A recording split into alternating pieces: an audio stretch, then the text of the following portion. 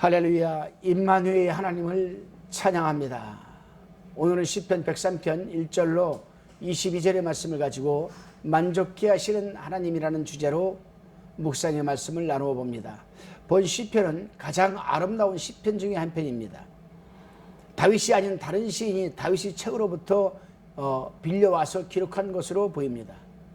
왜냐하면 두 가지 이유에서인데, 첫째는 포로생활 하다가 돌아온 지 얼마 안 되어 기록된 것으로 보아하기 때문이고, 다음으로는 이스라엘 백성들이 하나님의 사유하심을 받았다는 생각이 아직도 새롭게 생생히 기록된 것으로 보이기 때문입니다. 본문 1절로 5절의 말씀을 우리가 나누어 봅니다. 시인은 자신이 하나님께로부터 받은 그 많은 자비하심을 받았습니다. 그리하여서 그는 감사와 찬양을 돌리고 있지요.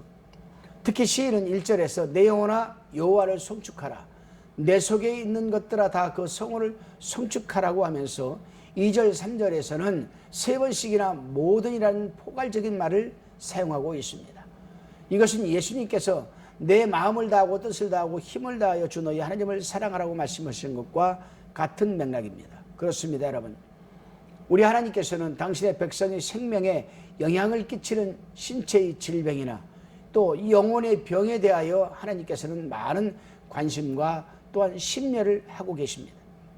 그래서 우리 하나님께서는 우리가 죄를 짓고 헤매고 있는 지경에서 구원해 내실 뿐만이 아니라 은혜에 은혜를 더하여 인자와 긍휼로 관을 씌워주신다라고 시편 기자는 4절에서 말하고 있습니다. 또 5절에 보게 되면 좋은 것으로 우리의 소원을 만족케 하사 우리 청춘으로 독수리같이 새롭게 하시는도다라고 기록하고 있습니다. 여러분은 한번 생각해 보시기를 바랍니다. 제가 잘 알고 있는 장로님이 한 분 계셨습니다. 그분은 뇌암을 받으셨습니다. 판정을 받으셨습니다. 병원에서는 손도 댈 수가 없을 정도였습니다.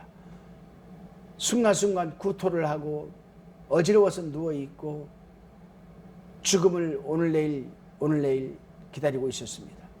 그런데요, 그의 동서가 되는 사람이 찾아와서 죽기 전에 내가 부탁하는 것을 한번 들어줄 수 있겠나? 들어준다고 했습니다. 그랬더니 예수님을 믿으라고 했습니다. 예수 믿으면 천국이요, 믿지 못하면 지옥이라는 부분에 대해서 확실하게 증거를 했다고 합니다. 그리고 그가 26년 동안 읽었던 또 섬겼던 그 하나님을 소개하면서 성경을 건네주었습니다. 죽기 전에 단 한 장이라도 읽고 죽으면 천국 간다. 그래서 이 장로는 죽기 전에 지옥 가기 싫어서 성경을 읽었는데 그것이 하나님의 그물에 걸리고 말았습니다. 사람을 낚는 그물에 걸리고 말았습니다. 이 생활이 많지 하나님 말씀을 그날부터 읽기 시작을 했습니다. 결국에 그는 28일 만에 깨끗이 하나님의 말씀으로 치유가 되었습니다. 그날부터 한 길로 교회를 섬기기 시작했고 자기의 온 평생 모아놓은 재산을 섬기는 교회에 다 갖다가 드리면서 교회 일에 사용하였습니다. 그리고 장로가 되었던 겁니다. 저는 그 장로님의 간증을 들을 때마다 참 우리 하나님 대단하다라는 생각을 하였습니다. 그래요, 여러분. 우리의 소원을 만족케 하시고 우리 청춘으로 독수리같이 새롭게 하시는 그 하나님. 그래요. 죄와 허물로 죽을 수밖에 없는, 그리고 헤맬 수밖에 없는 혼란 속에서 살아가고 있는 그 지경에서 우리를 구원하실 뿐만이 아니라 은혜에 은혜를 더하여 주시고 인자와 긍휼로 간을 씌워주시는 그 하나님, 그 하나님과 오늘 함께 동행하는 하루가 되시기를 바랍니다. 다시금 본문 6절로 10절까지의 말씀입니다. 시인은 이제 이스라엘의 역사에 있어서 하나님께서 사람들에게 베푸신 은혜를 지금 증거하고 있습니다. 모세의 시대에는 이스라엘 백성들이 기대에 넘치는 사랑과 자비를 베푸셨다고 합니다. 그런데 지금은 하나님의 사랑과 자비는 변함이 없대요. 지금도 변함이 없답니다. 2000년 전이나 3000년 전이나 예수 그리스도가 이 땅에 오시기 전이나 오시는 후에나 또한 지금이나 우리 하나님은 변함이 없으신 하나님입니다. 그렇습니다, 여러분. 사실 우리 하나님은 노하기를 더디하시는 하나님이시죠. 그런데 노하기를 더디하시는 데에는 하나님의 기준이 있습니다. 그 기준은 바로 때라는 겁니다. 때. 이 때를 카이로스라는 단어를 사용하는데 그것은 하나님께서 결정적으로 개입하시는 시간을 의미합니다. 우리가 구원받는 것도 마찬가지 아니겠습니까? 우리가 아무리 죄악 가운데 살아도 하나님께서 때가 되면 결정적으로 개입을 하셔서 창세전에 구원하기로 작정된 자는 구원을 받게 되어 있습니다. 모든 일이 그렇습니다. 그렇기 때문에 하나님께서 개입을 하실 때에는 인간이 어쩔 수 없는 불가항력적인 개입을 하시는 겁니다. 그래서 저는 참 만남이라는 단어를 참 좋아하고 귀하게 생각합니다. 이 만남의 축복, 제가 설교할 때마다 종종 1년에 한두 번씩 설교하는 내용이 바로 만남이라는 주제입니다. 우리가 하나님을 만난 것도, 부모를 만난 것도, 친구를 만난 것도, 아내를 만난 것도, 남편을 만난 것도, 사회생활 하면서 만난 것도 다 하나님의 섭리 속에 들어있기 때문입니다. 오늘도 여러분들에게 축복된 귀한 만남이 이루어지시기를 바랍니다. 다시금 본문 11절 14절의 말씀을 살펴봅니다.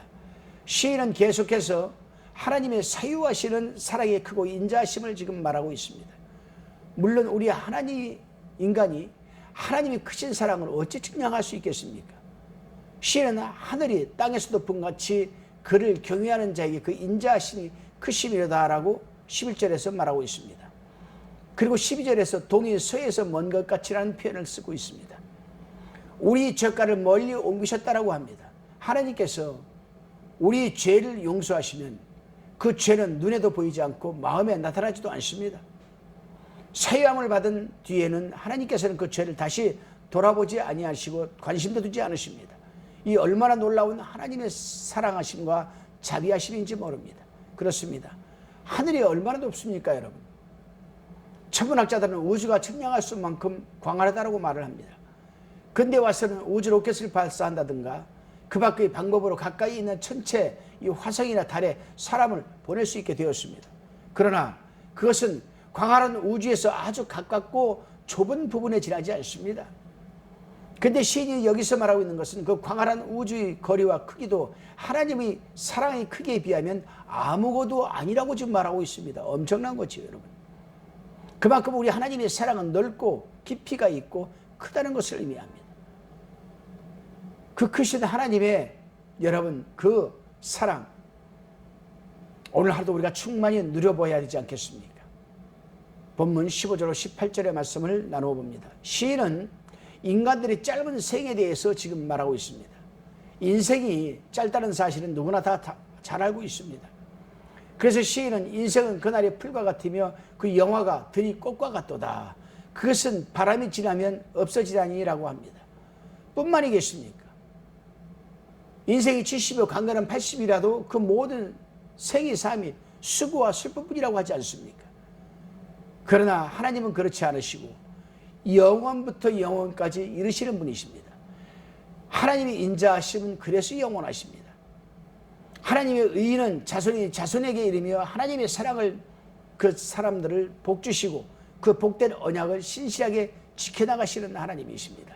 그렇습니다. 우리 하나님은 당신의 언약에 신실하신 분이기 때문에 당신의 언약을 지키고 또 하나님의 법도를 잊지 않고 경외하며 살아가는 당신의 백성들에게는 영원부터 영원까지 자사손손 하나님의 의를 누릴 수가 있는 것입니다. 다시금 19절로 22절까지의 말씀을 살펴봅니다. 하나님을 이처럼 위대하게 여기고 있는 시인은 결국 모든 피조물들에게 이런 하나님을 송축하라고 지금 말하고 있습니다. 아니, 호소합니다. 호소. 시인은 먼저 천사들에게, 다음은 천군들에게, 그리고 사람들에게, 그러나 끝에 가서는 자신의 영혼에게 하나님을 송축하라고 지금 말하고 있습니다. 그렇습니다. 다른 누구보다도 우리 자신의 영혼이 하나님 앞에서 겸손한 마음으로 하나님께 영광과 감사와 찬송을 드리는 것이 마땅하지 않겠습니까? 그렇습니다. 왜냐하면 우리가 하나님과의 관계로 놓고 볼 때에 하나님과 이 관계에서 다중적 관계가 아닌 개인적 관계로 살아가기 때문입니다. 1대1 수직적인 관계죠. 그렇기 때문에 내가 잘 믿는다라고 해서 내 아내가 구원받는 것도 아닙니다. 내 아내가 잘 믿는다고 해서 남편이 구원받는 것 아닙니다. 부모가 잘 믿는다고 해서 자녀가 구원받는 것 아닙니다. 자녀가 교회를 잘 다니고 신앙이 좋다고 해서 부모가 구원받는 것 아닙니다. 하나님과 우리의 관계는 이 다중적인 관계가 아니라 개인적 1대1적인 수직적인 관계로 우리가 살아가기 때문에 무엇보다도 우리 영혼이, 내 영혼이 하나님을 송축하는 것이 굉장히 중요합니다. 물론 예배와 하늘나라 확장 사업에서 나 한 사람의 기능이 다중적으로 이용될 때에는 더 큰 시너지 효과를 맺을 수는 있습니다. 그래서 사도 바울은 로마에 있는 성도들에게 우리가 알거니와 하나님을 사랑하는 자 곧 그 뜻대로 부르심을 입은 자들에게는 모든 것이 합력하여 선을 이루느니라 라고 로마서 8장 28절에서 말하고 있는 겁니다.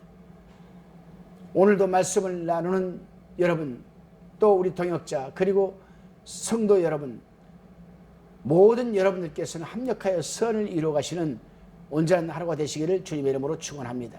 기도드리시겠습니다. 주님, 죄 많고 허물 많은 우리가 무엇이라고 이 세상에서 모래알처럼 무시 많은 사람들 가운데서 유독 우리를 미리 아시고 선택하여 사랑해 주시고 구원하셔서 아바 아버지라 부를 수 있는 귀한 믿음을 주시고 천국 백성 삼아 주셨는지 모르겠습니다. 하나님이 그러하신 사유하심과 사랑하심에 다중적이든 개인적이든 영원토록 찬송과 영광과 기쁨을 돌리며 살아가게 하여 주옵소서. 예수님의 이름으로 기도드리옵나이다. 아멘.